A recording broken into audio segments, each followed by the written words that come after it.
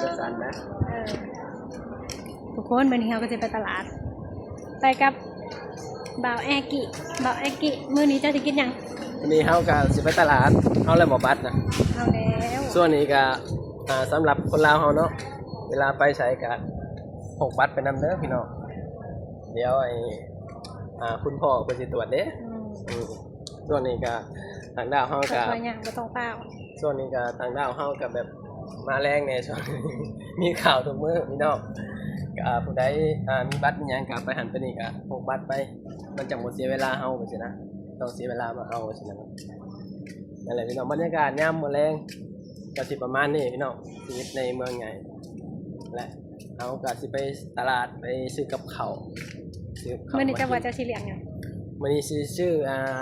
ส้มตำสิซื้อปลาเผาให้กิน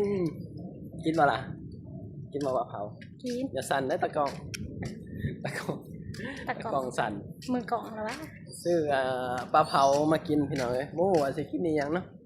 อยากกินแกงหน่อไม้บ้านเฮาเด้แบบแกงสดๆกินบ่ค่อยสิเป็นไงมันบ่คือบ้านเฮานะมันบ่สดเด้ต้องเจ้าบ่าวไปใส่ก็ต้องมื้อกินอยู่บ้านเฮาต้องไปหาหลังเอาหน่อไม้ในหั่นต้องไปหาละเอาหน่อไม้มาแกงเดี๋ยวใส่เบิ่งพี่น้องมันมีหน่อไม้ในหั่นยอดป๊อกใหญ่แหมอย่าเบิ่งโฮมเพิ่นปลูกไว้5-6เดือนยังบ่ได้กินเฮาต้นมะละกอยังบ่เป็นหมากอยู่ทุกคนสิตกพี่น้องเอ้ยตกมาแล้วฝนสิตกมากระบกสิหล่นผ้าสิห้องคัดของไรงัว